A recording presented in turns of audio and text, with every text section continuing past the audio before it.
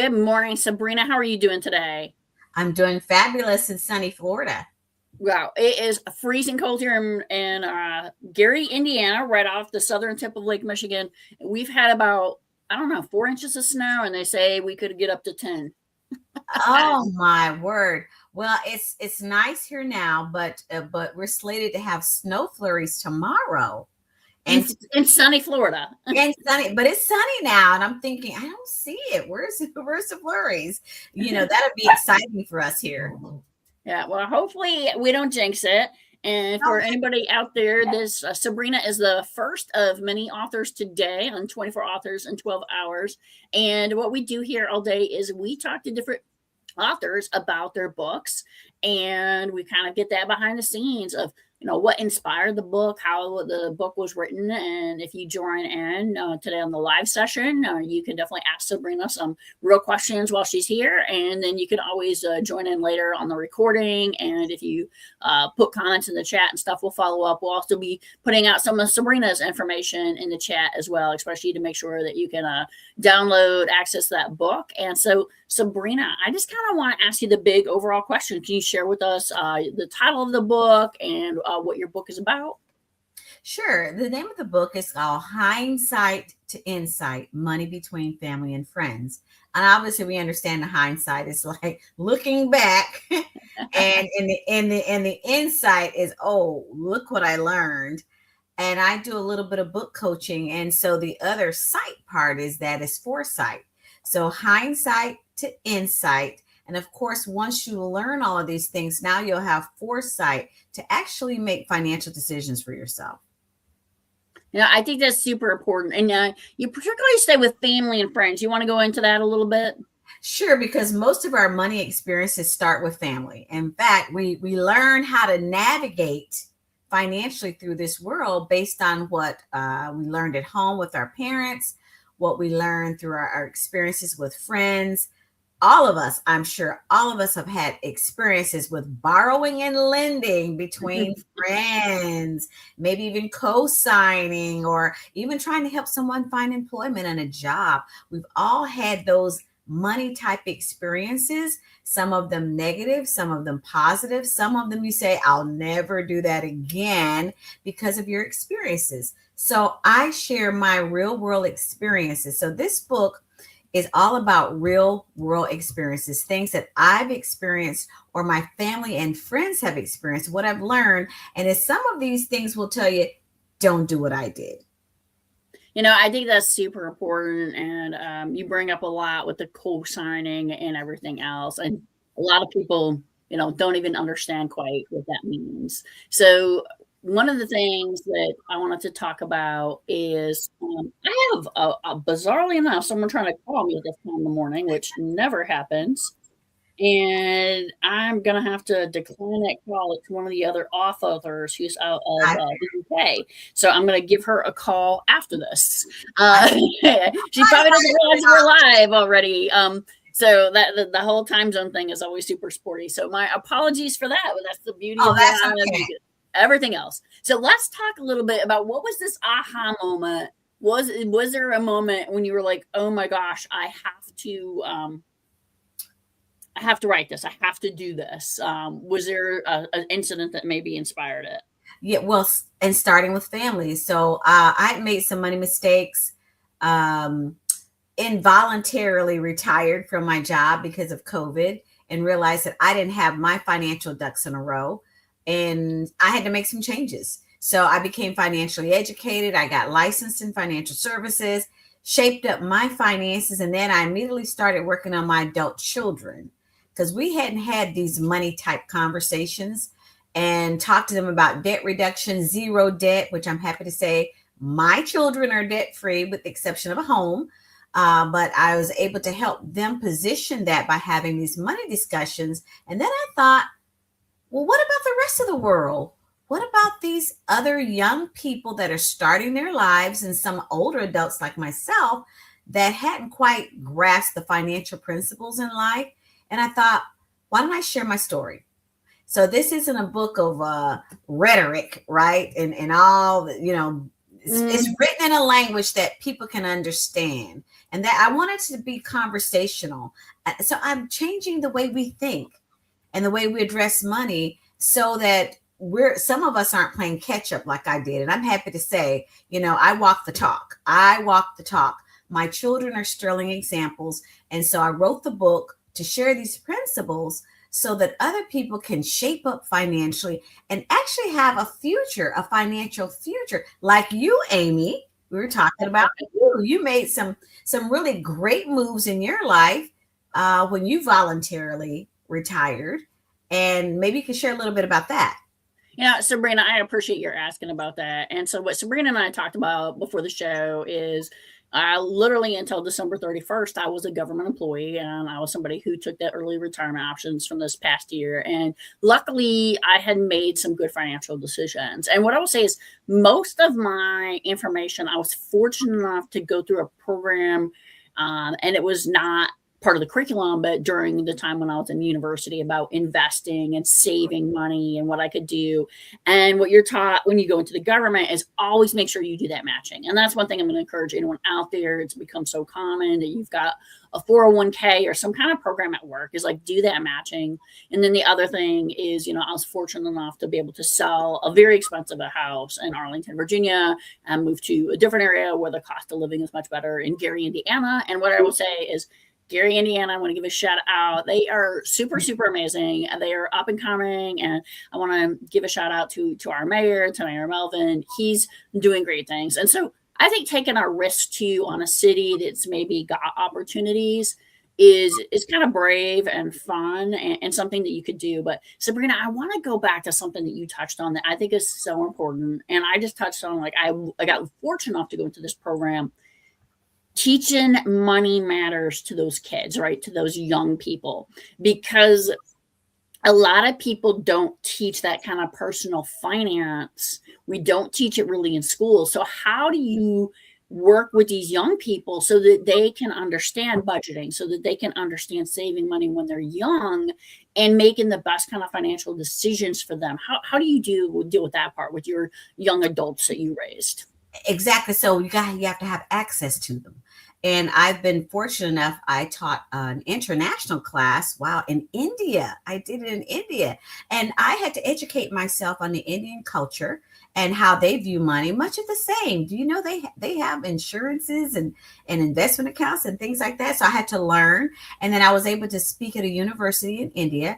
I've also spoken at universities here in Florida, and I'm scheduled to speak at the University of South Florida.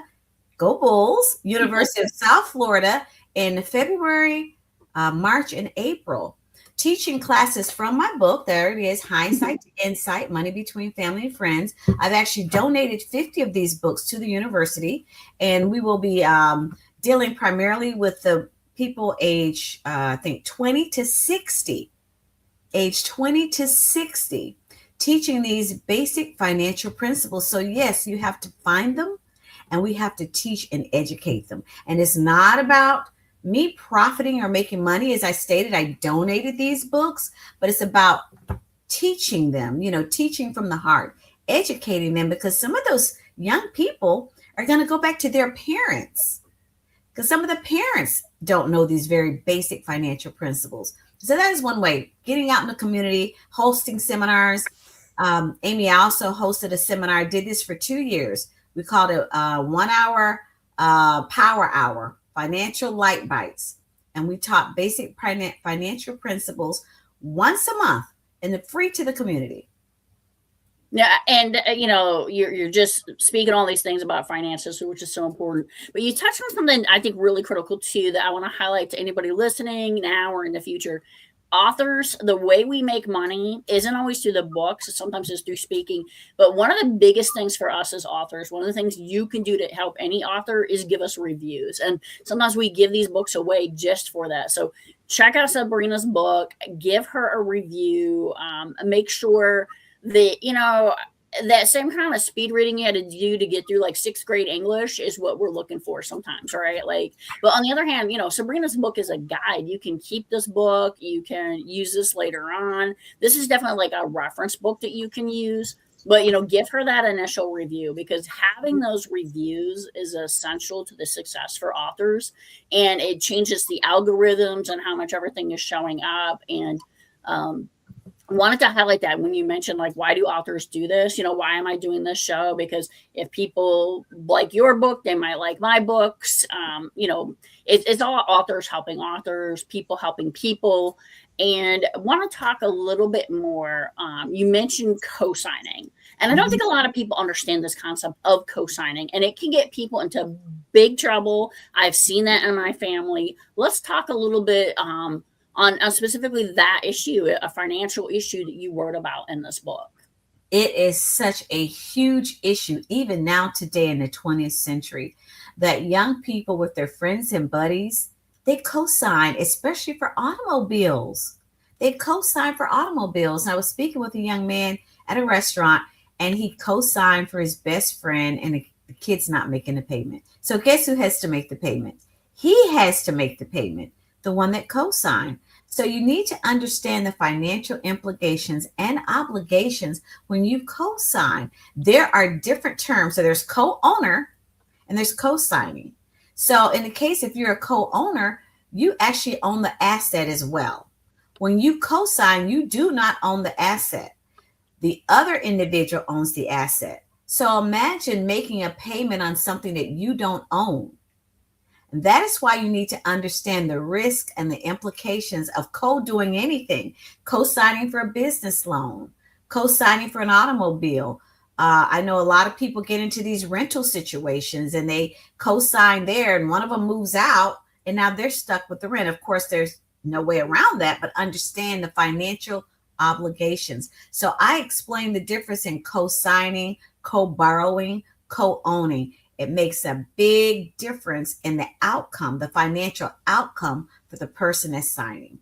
Yeah, I think that's such an important thing, because people don't understand this concept of co-signing, right? And you really kind of left it, and I'm going to put it kind of blunt for people. You are left holding the bag for someone else, right? Like, you can co-sign for a car, they can wreck that car could be totaled, but now you're paying because they stopped paying on a car that's totaled anyways. Or, they're living in an apartment, they stop paying for it. You got to pay for that apartment, though, because you're legally and financially responsible for that.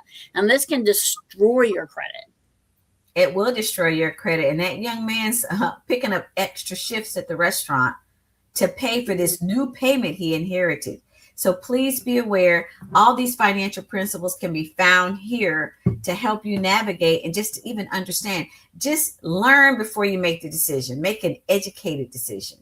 And you brought up an excellent point when you were talking about India, and you were talking about insurance. And insurance is hard, especially right now in America. Do you want to talk about that at all, or are you prepared to go? Yeah, well, sure, we can talk about that, because there's on the spot. No, let's talk about that. Insurance covers you in case of loss. So what insurance does is a transfer of risk. I want everyone to understand that.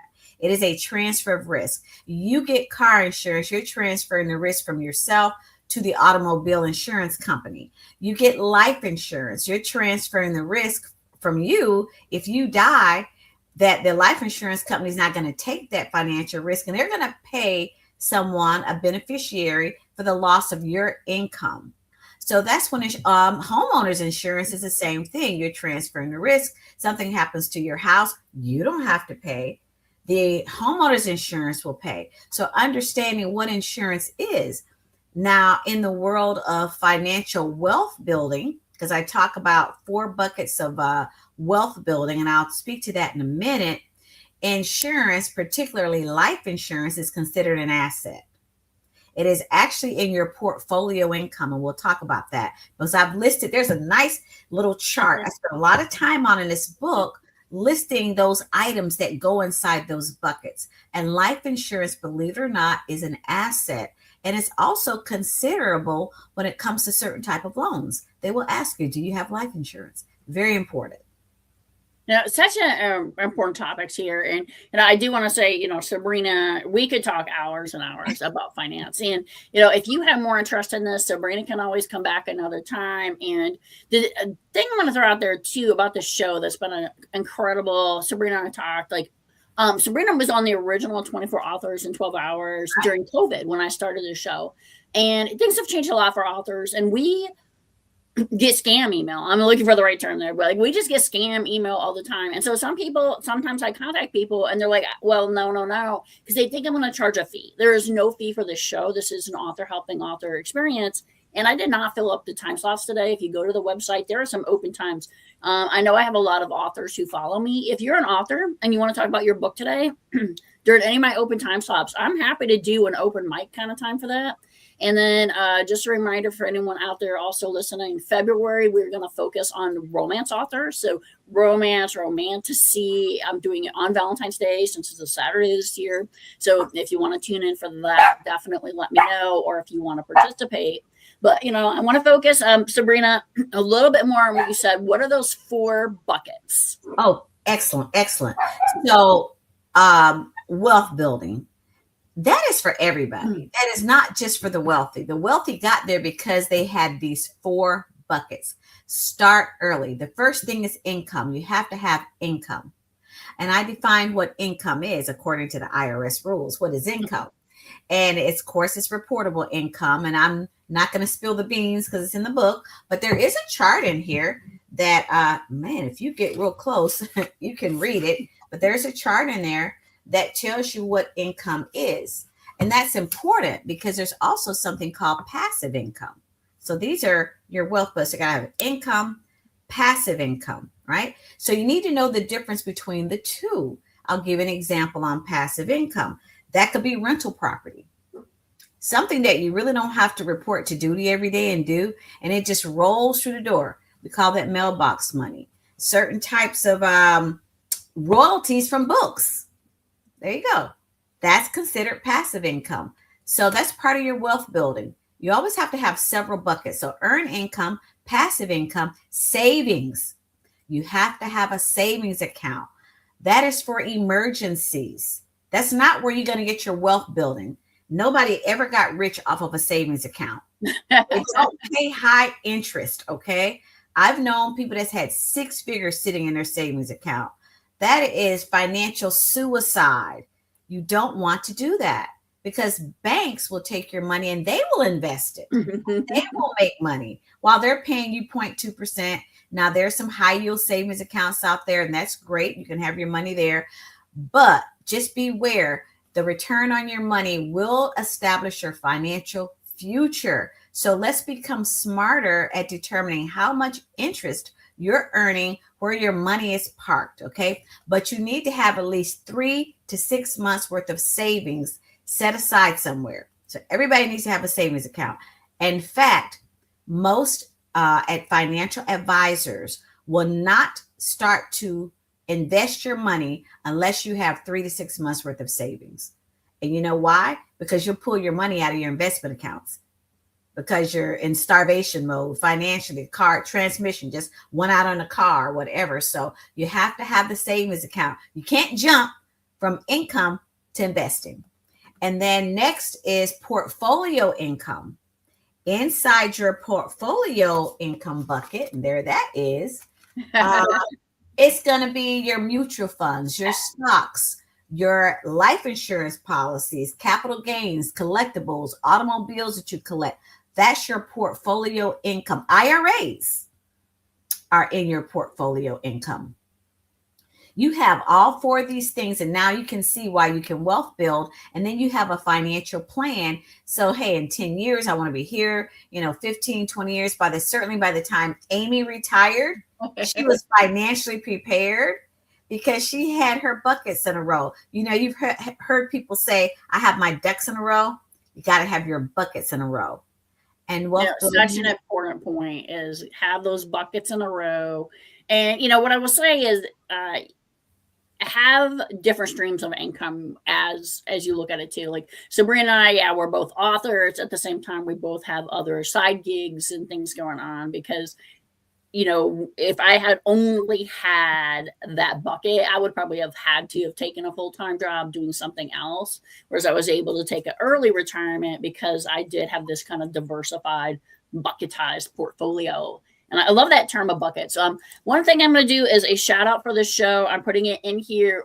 We do, Sabrina talked about different finance things, is we accept donations. So if you want to donate to the show, please do that. It would mean a lot to us. And then the other thing is we have merch now. So if you have not been to the site in a while, or if this is your first time seeing the show, you can get coffee cups, you can get wine glasses, you can get beer mugs. Last time somebody said you should have beer mugs, so I added some beer mugs into the inventory, and just want to say I appreciate that.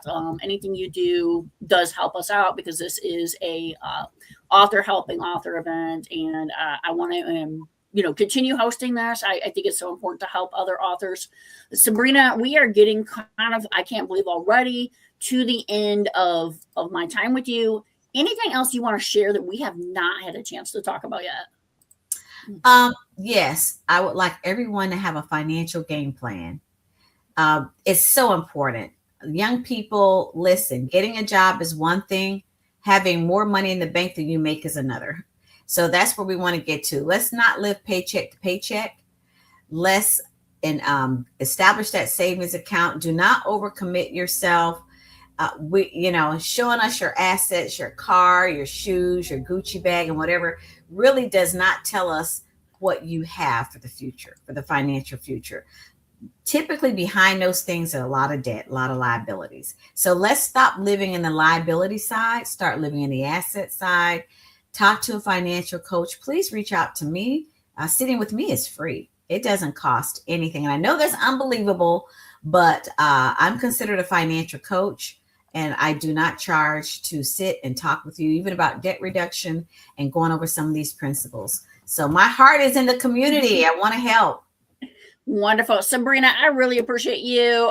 Reminder, Sabrina's books are in here. My books are in here. My books are free Kindle download both today and tomorrow. And as we both mentioned, the best thing you could do, the thing that will help us out the most as authors, is take a look through our books, peruse through them, and then leave that review. The reviews are the bread and butter. It is how the algorithms pick us up. I cannot emphasize that enough. Sabrina, thank you so much. And I hope you're able to tune in to some of the other fabulous authors that we're going to have throughout the day. Thank you. And thank you. Goodbye, everyone. Enjoy sunny Florida.